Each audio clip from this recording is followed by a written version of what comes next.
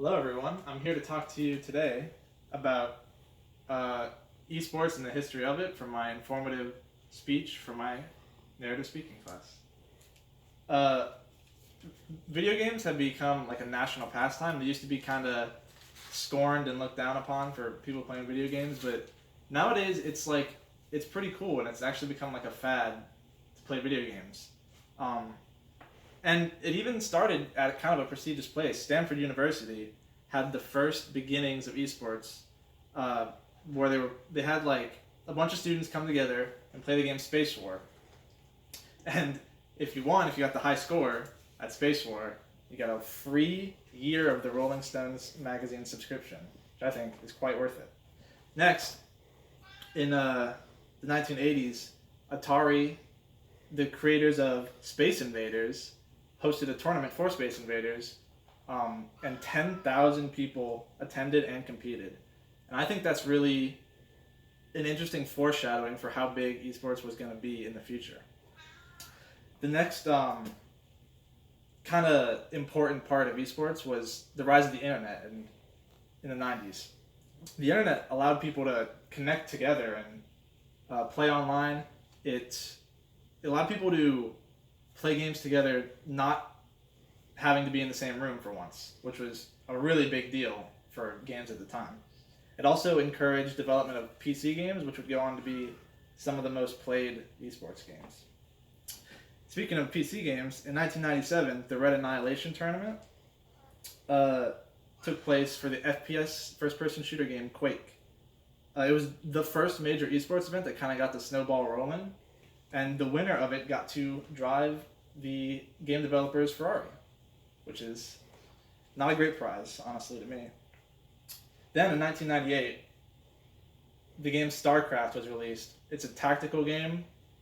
It's less about twitchy, like muscle movement, precise controls, and more about thinking. Like you can really tell a good StarCraft player from a bad one, and that really like resonated with a lot of people. It was really fun to watch. It exploded in Korea. Within 18 months, they already had televised it, which is really crazy.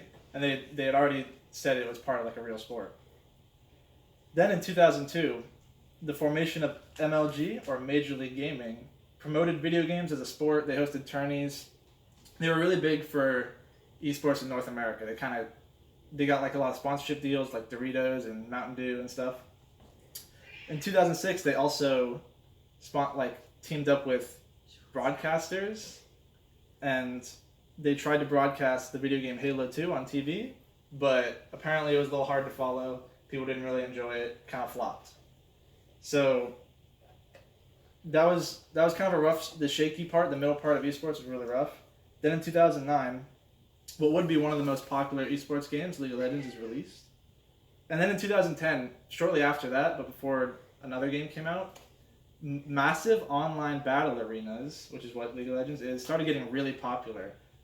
They were really fun for people to watch. They're still some of the most popular esports today. And also in 2010 was the release of Counter-Strike Go, which was a first-person shooter, which was always like popular. Doesn't reach the high highs or the low lows, but it's always a good middle ground for esports. Then in 2011, probably the most important thing for esports history is the creation of Twitch, which is a streaming service on the internet. It gave the professionals a chance to connect with the audience in a way that's really unique and not easy to do in like other professional sports. It also let people. It's another way for people to connect online, and it shows off the game, promotes the game. It's really still a good way to watch esports today as well. Super important. And then in 2013, Dota 2 released, and that has become, it's also another MOBA, has become one of the most highest paying esports games. It's paid out over $65 million so far. According to the betting website Pinnacle. And according to Roland Lee, who wrote a book called Good Luck, Have Fun, esports has already sold out events in the LA Staples Center, the Seoul World Cup Stadium, and Seattle's Key Arena. These big places which when people started playing video games in the 90s, and they were playing like Atari games, they were never thinking like, yeah, this is going to be as big as the Super Bowl one day. People were just like, no, I'm just having fun. Also, esports revenue is projected to hit $1.5 billion at least by 2020, according to Bounty, which is an upcoming platform for Asian esports gamers. And it's become one of the fastest growing sports in like history.